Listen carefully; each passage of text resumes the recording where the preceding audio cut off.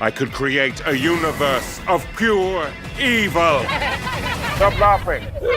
It's evil, therefore it's serious. Apple TV has released the official trailer for their new Time Bandit series, a remake of Terry Gilliam's 1981 cult classic film of the same name. I'm a big fan of Terry Gilliam's original film. It was a fun, crazy fantasy adventure that featured cameos from members of Monty Python, Sean Connery, Ian Holm, and more. So when I heard the series was being executive produced by Taika Waititi, the guy who ruined Marvel's Thor, and wouldn't feature a little person and actor with dwarfism as one of the Time Bandits, I was obviously concerned about the show's direction. However, nothing could have prepared me for just how big of a mess this was. The trailer for Apple's Time Bandit seems to change everything fans truly loved about the original, but this trailer manages to cram just about every modern Hollywood cliche audiences hate in its 2 minutes and 30 seconds duration. The trailer begins with a young boy named Kevin sitting by himself reading a book about historical figures. Apparently, reading books and being into history is a cardinal sin because everyone, including his friends and family, treat him as if he's a complete loser. We see a girl ask him, "Why can't you be a normal person with normal friends?"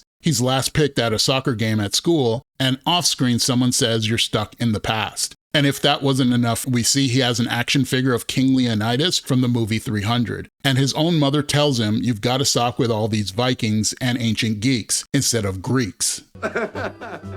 You put the wrong emphasis on the wrong syllable. In Gilliam's Time Bandits, Kevin's parents didn't really care that he was interested in history, and that was kind of the point. They cared more about their television and appliances than their own son. The story was about consumerism and greed and how it takes over people's lives. Next, we see Kevin alone in his room at night when he discovers something strange is going on in his wardrobe. In the original movie, Kevin, like most kids, was pretty terrified by the thought that someone or something might be entering his room at night. So what does this new kid do? He opens up his wardrobe, sees a portal to another world, and walks right in. It's yet another example of just how unrealistic and rushed series writing has become. We then cut to the Time Bandits explaining to Kevin that his room is a time egress, which allow them to travel throughout the universe. So where the original Time Bandits used their stealthy size, clever wit, and the Supreme Being's map of time holes to get out of tight situations, this diverse band of full-size, unfunny misfits used the Supreme Being's map of so-called time egresses to steal priceless artifacts. How original. They're led by insert strong female character, Lisa Kudrow, who hasn't been funny since the 1990s.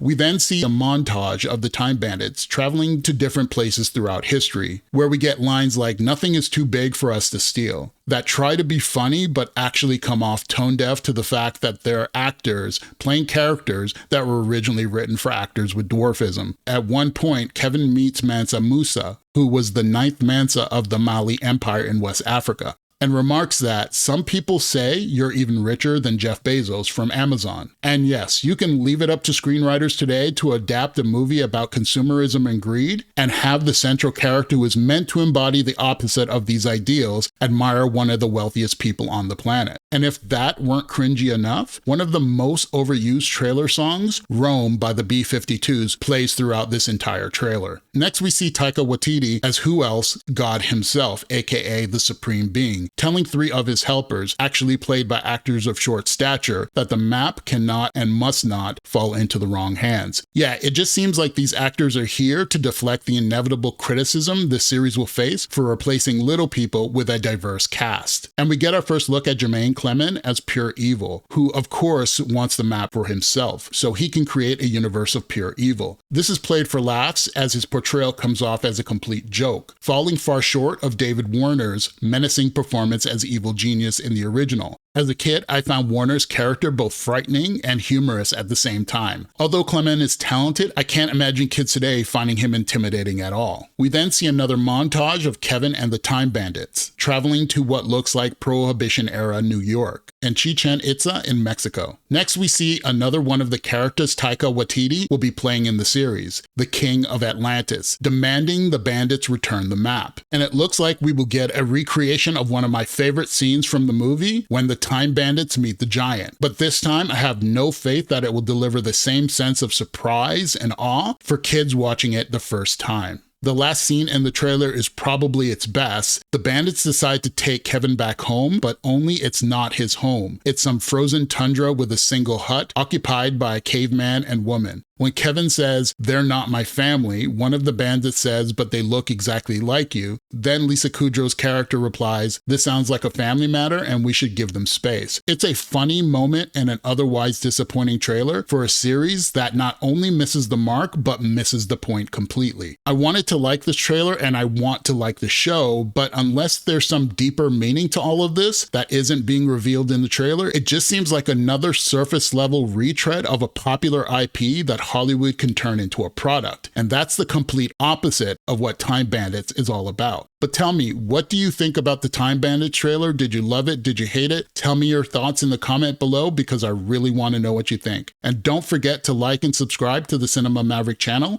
for more content like this. Thanks for watching, and I'll see you in the next video.